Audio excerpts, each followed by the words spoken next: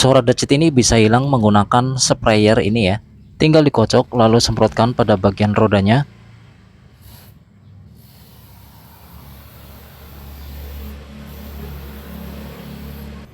Sekarang kita coba lagi. Sama sekali tidak ada suara decit lagi ya.